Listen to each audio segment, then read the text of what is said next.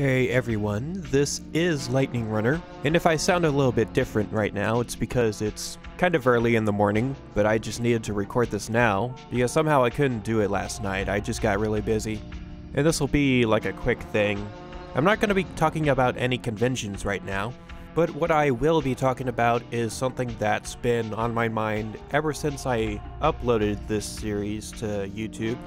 Now, I wanted to make my review series different from the other ones that are on YouTube, something that would give it a different spin. And for the past 6 episodes, I don't think I've been doing that great of a job, but I didn't know how to do something better. And in my hop video, I had someone point out the furry scale and how it was flawed and didn't really quantify what I was trying to get at when it came to the quality of its furriness. So I did some brainstorming, and I decided that I needed a new system. So I talked with my friend Jordan again. He's the one that came up with the little line chart furriness thing. And now we have what he calls the C.H.A.N.C.E score. C.H.A.N.C.E is an acronym for the 6 different qualities or elements that make up my new furriness quality index, I guess you could call it. It's more sophisticated, and it'll be well, let's break it down first. C.H.A.N.C.E is an acronym that stands for caste, harmony, anthropocentrism, narrative, commonality, and expression. Basically, how many narratively important characters are furry, are anthros natural or unnatural in the setting, how close is the furry to being a human, is the character's animal nature important to the narrative, how prevalent are furries in the setting outside of the main cast, and how furry do they actually look. There's a score of 4 to 0 for all of these, with specific examples that my friend Jordan has pointed out for each of them. Let's go to anthropocentrism, which is the how close are they to being a human. A score of 0, they're completely non-anthropomorphic. For a score of 1, they are feral. Basically, characters exhibit few human traits or have them externally imposed. Think of something like Milo and Otis. A score of 2 would mean that they are semi-anthro, meaning there are some human traits, but closer to animal than human, like in Watership Down.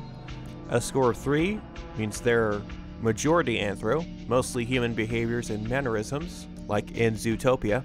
And then we have fully anthro, where they are essentially human, like in Disney's Robin Hood. So they go from 0, which is the least amount, to 4, which is the most amount of that category. And I like this a lot more than what I had before, which was just giving a 0 through 5 scale through some ambiguous rubric. I'm also probably going to have this C.H.A.N.C.E system show up first rather than the actual movie review, where I talk about the script, the characters, the narrative, in a non-furry way, in a more regular movie review or series review kind of a way. So that's my big announcement for today. Hopefully you guys are going to enjoy the new system and how I use it. I know I said in the previous off-topic that I would talk about some more conventions, but I'll just leave that for the next video. At some point, I should probably just have my friend Jordan show up on the actual series, instead of just having him help out a little bit in the background. He seems like a smart guy, so the only trouble is actually having him sit down and record with me, or him finding a way to record his voice with a decent enough microphone. I don't know, maybe we can meet up in a coffee shop or whatever that's not too crowded, because we both live at least 1 hour away from each other, I think. But anyway, I think what I'm going to do after this video is uploaded is I'm just going to go ahead and go to BloodCare. I already have an appointment set up with them, but I would encourage you guys to do the same and schedule an appointment with your local BloodCare. In one of my notable convention stories, this one being the infamous Animation Celebration, that's where I first donated blood to them officially. Actually, I may have done it before when I was still taking classes at Collin.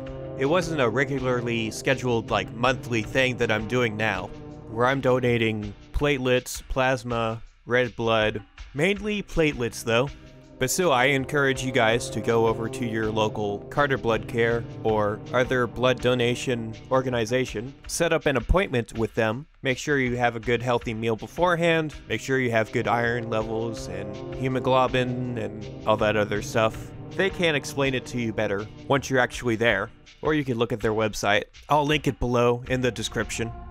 But yeah, they're really good people to work with. They have this little reward system now. Like, they'll give you, like, points or whatever, depending on what you donate and how much you donate. Well, how often you donate, I guess, would be a better metric. So far, I've gotten enough points to have at least 2 t-shirts, 1 small duffel bag or gym bag, red blood drop stress balls, that's what they're called. Even though this wasn't shaped like a ball. And they'll even give you coupons and special discounts for select events or restaurants. I think at one point I got a discount for Cowboys or Texas Rangers tickets.